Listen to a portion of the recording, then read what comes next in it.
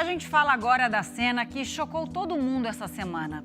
Uma mulher aparece no banco com um tio numa cadeira de rodas para pedir um empréstimo em nome dele. As funcionárias desconfiam porque ele não se mexe e chamam os médicos que confirmam: o homem está morto. Bom, a partir daí vira caso de polícia, a mulher é presa em flagrante e na delegacia ela diz que o idoso chegou vivo à agência. Mas afinal, o que aconteceu com o tio Paulo?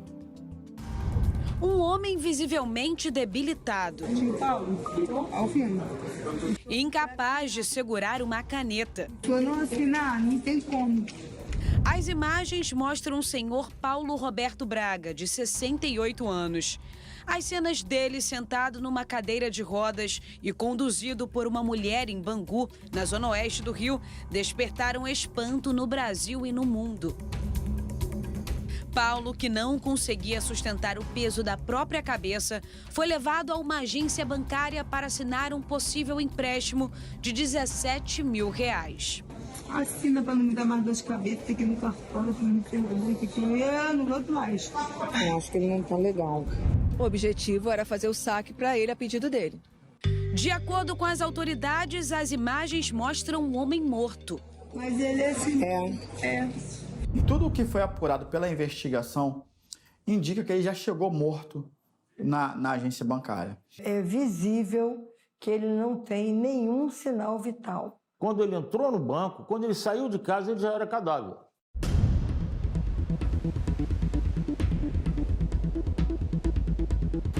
Foram as câmeras de segurança deste shopping que registraram Paulo sendo levado na cadeira de rodas por Érica de Souza Vieira, de 42 anos. A mulher é sobrinha de Paulo e esteve com ele aqui 2 vezes. Na primeira vez, segunda, dia 15.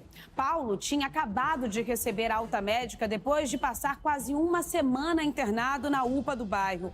No dia seguinte, terça, dia da morte, Érica retornou com o tio. Testemunhas afirmam que nos 2 dias foi possível ver que o objetivo da mulher era o mesmo: levar Paulo em agências bancárias e de empréstimos. Olhei a boca do senhor, estava com a secreção amarela e ele já estava com a cabeça caída. Eu botei a mão nele e falei: será que ele não quer uma aguinha? Aí ela falou: não, é assim mesmo, é pressão, mas eu acho também que ele está com fome. Nas imagens de segunda-feira, às 5h38 da tarde, Érica empurra a cadeira de rodas. Paulo veste uma camisa com listras vermelhas. Eles param em frente a uma agência de empréstimo. Apesar da baixa qualidade da imagem, é possível notar um movimento no corpo de Paulo à frente. O homem é deixado ali, na porta, enquanto a sobrinha entra na agência. Ela parece falar com Paulo em alguns momentos e é possível vê-lo movimentar as mãos e, mais uma vez, descolar o tronco da cadeira. Às 5h54, a mulher deixa o local e segue em direção ao calçadão de Bangu. Érica conduz Paulo em uma cadeira de rodas disponibilizada pelo shopping. Ela levou, sem permissão de ninguém. Ela foi lá no subsolo, já pegou e saiu com a cadeira.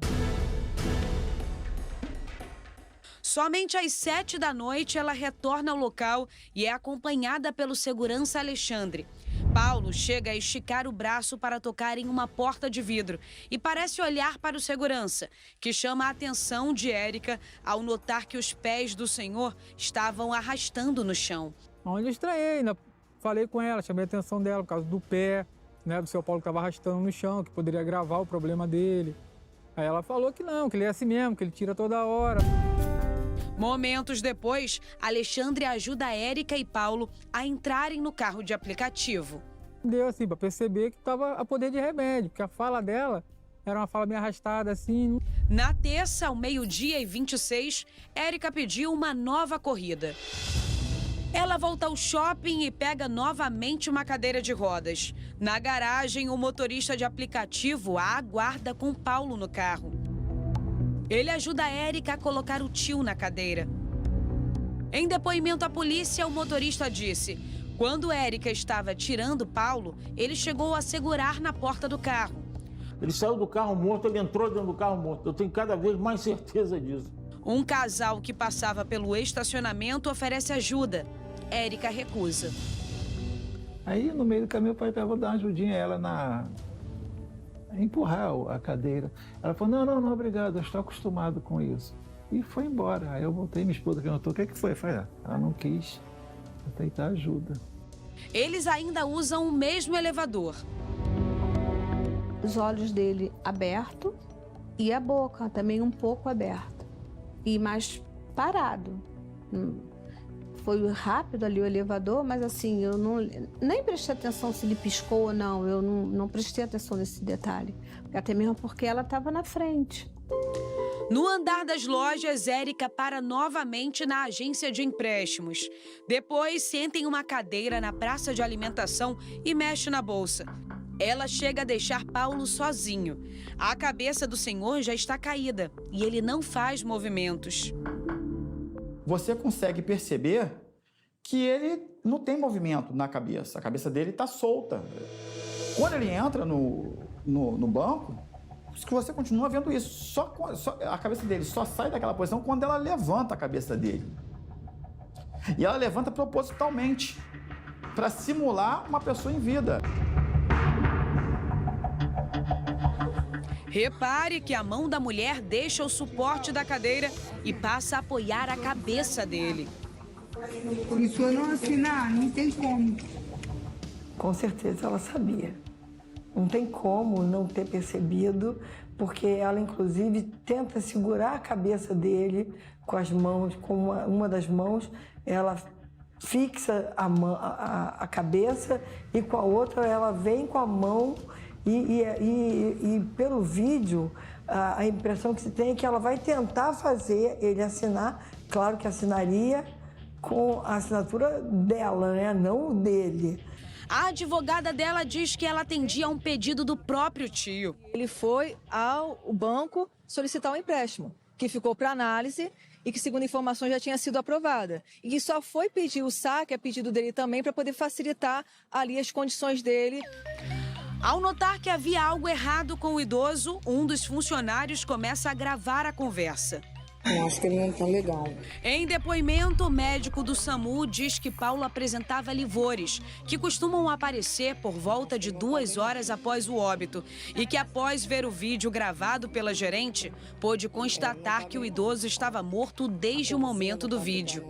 No laudo da necrópsia, o perito diz que não se opõe que o óbito tenha ocorrido entre 11h30 e 2h30 da tarde de terça-feira, mas que não tem elementos seguros para afirmar se o senhor Paulo faleceu no trajeto ou no interior da agência bancária. Mas eles não tiveram acesso, acho que, aos vídeos. Eu acredito que ele tenha feito a rigidez cadavérica, tenha saído da rigidez cadavérica e aí ela trouxe ele para o banco. O tempo mínimo que a gente pode dizer aí foram 2 horas, mas isso pode ser de 2 a 12 horas. Paulo é tio biológico de Érica. A polícia e a irmã dela afirmou que eles moravam juntos, em uma comunidade, também em Bangu. Paulo vivia nesse quarto. A mulher disse ainda que ele era ativo até a última internação, no dia 8 de abril. Érica fez uma selfie com ele na unidade de saúde. A irmã de Érica relata ainda que Paulo não tinha filhos e nem esposa. Diz que o homem era alcoólatra e que ele mesmo controlava suas contas bancárias. A gente ainda não conseguiu ver qual era a situação da casa dele e as condições que ele vivia. Isso aí é um próximo passo que a gente vai ter na investigação, que a gente quer saber que tipo de cuidado e como era esse cuidado que ela prestava a ele. Já pesquisamos ele para tentar identificar algum familiar que não fosse vinculado a ela, e nós não conseguimos. Érica afirmou que Paulo ainda estava vivo quando entrou no banco, mas a advogada dela não soube precisar quando ela se deu conta do falecimento do tio. Não está claro para a gente, como defesa, não ficou claro. A gente não chegou a conversar muito sobre isso. Porque quando eu cheguei em sede policial, que eu acompanhei o restante do depoimento, ela estava muito abalada, visivelmente abalada e visivelmente dopada, porque ela sofre de depressão. De acordo com a necrópsia, Paulo morreu de broncoaspiração do conteúdo estomacal e falência cardíaca. Também foi colhido material para um exame toxicológico, que pode determinar se o homem foi envenenado. Os familiares de Paulo solicitaram à Prefeitura do Rio um velório social. Já a Érica está presa preventivamente por furto mediante fraude e vilipêndio de cadáver. É o crime por desrespeitar ou ridicularizar o corpo de uma pessoa morta. Ela não parecia estar dopada. Ela parecia abalada. Só que o abalo dela não era pela perda de um ente querido.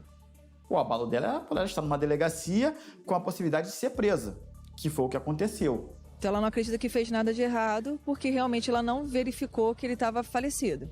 Então ela está triste pela situação, pela morte do tio e pela condição que ela se encontra hoje.